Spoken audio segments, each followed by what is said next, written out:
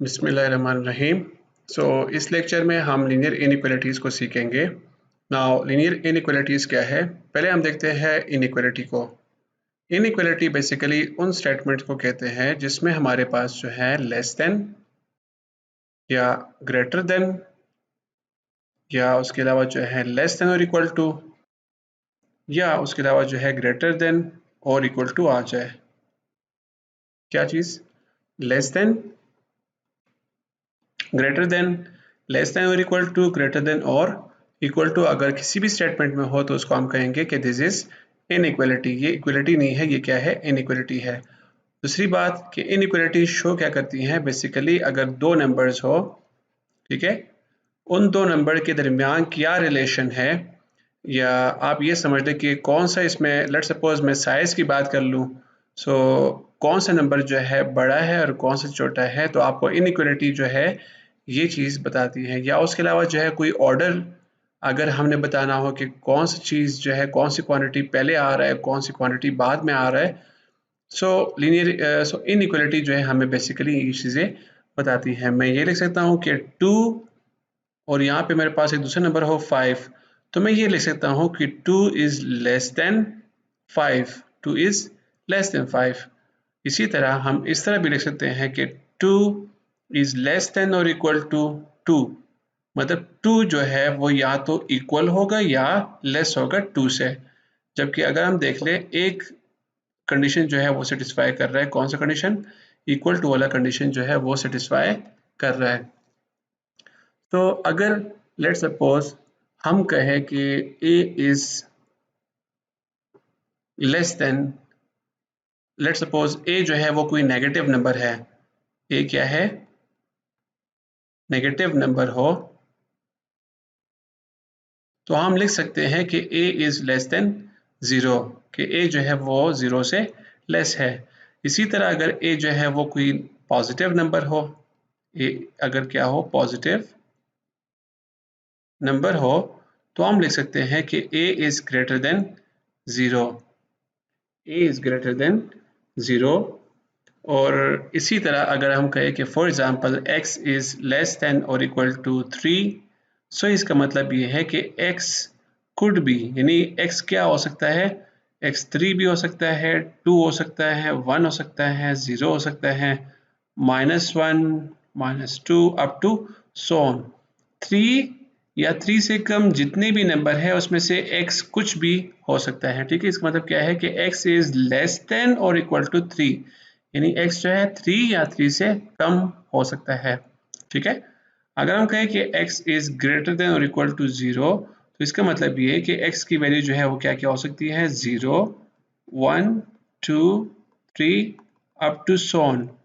0 और 0 से ऑनवर्ड जितने भी नंबर है उसमें से x की वैल्यू कुछ भी हो सकती है। ठीक है, इसी तरह जो इनइक्वालिटीज है वो इस तरह भी हो सकते हैं कि 3 इज लेस देन और equal to x, x is less than और इक्वल टू 7।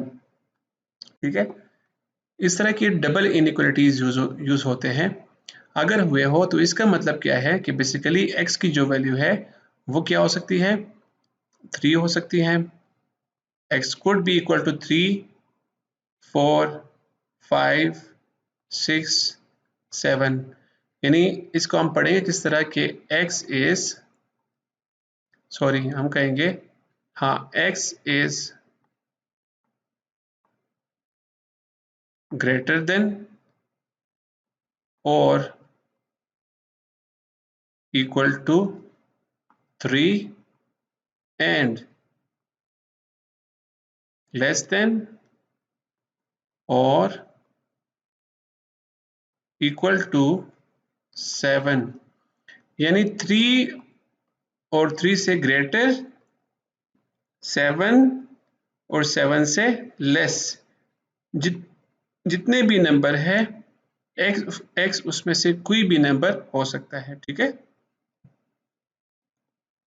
इसी तरह अगर मैं मेंशन कर लूँ कि 3 इज लेस देन और equal to x, x is less than और इक्वल टू 7, सॉरी अगर मैं कहूँ कि x इज लेस देन 7, तो इसका मतलब ये है कि x जो है वो 3, मतलब 3 के साथ और 3 से ऊपर नंबर कहाँ तक, 7 तक नहीं बल्कि 7 से कम, क्योंकि यहाँ पे जो इनइक्वालिटी है उसमें इक्वल का साइन नहीं है बल्कि सिर्फ और सिर्फ क्या है, लेस देन है। सो इसका मतलब ये है कि x जो है क्या क्या हो सकता है, 3, 4, 5 एंड 6 हो सकता है। 7 से कम क्या क्या नंबर हो सकते हैं, 6, 5, 4, 3। ठीक है, सो इसको हम इस तरह जो है इंटरप्रेट करेंगे। इसी तरह जो इनइक्वालिटी है उसके कुछ प्रॉपर्टीज हैं।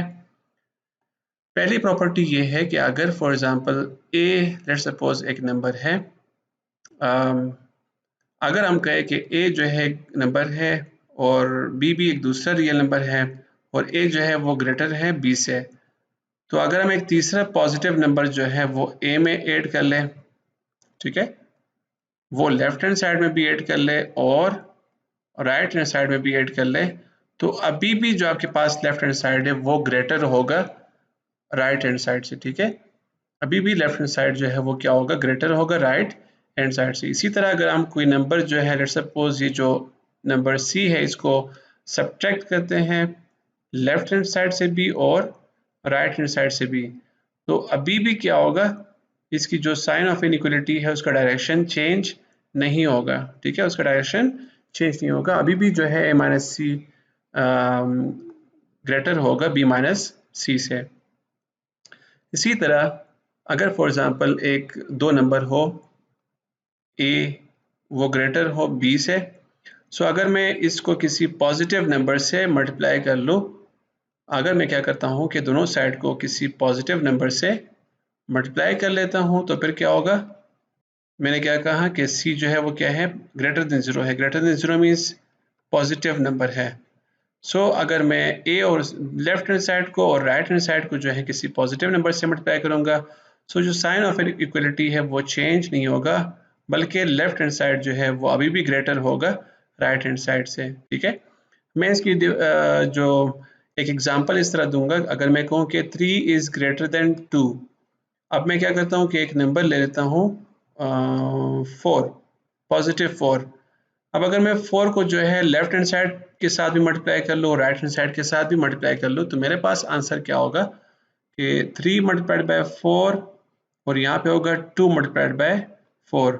सो अगर हम चेक कर ले 3 4 12 और यहाँ पे जो है 2 4 क्या होगा 8, तो हमारे पास बेसिकली लेफ्ट हैंड साइड अभी भी जो है ग्रेटर होगा राइट हैंड साइड से।